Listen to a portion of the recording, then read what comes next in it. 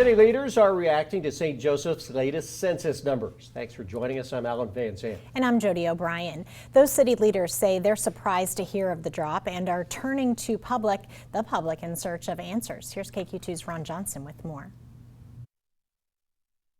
U.S. Census data says people are leaving St. Joseph. I was somewhat surprised by the decrease. The 2020 census reports St. Joseph's population dropped by about 4,000 people since the previous report a decade prior. City leaders say some of the reasons for the dip are what are perceived to be systemic issues in the community. But also playing a part is trends involving how some people work. Work that we've done over time would tell us about a third of the population lives outside the city limits. While some are choosing to work in St. Joe, they're choosing to live somewhere outside the city. City leaders want to know why. I mean, we have several major employers where we have some people that work in St. Joe but don't live here. Certainly, the decrease deserves conversation and deserves a discussion. Their plan to address this? A survey given to people who don't live in town but choose to work here. Could we work with some of our local employers, particularly perhaps some of the larger ones, to try to understand what their decision was? It's kind of like doing an exit interview. If somebody leaves your employment,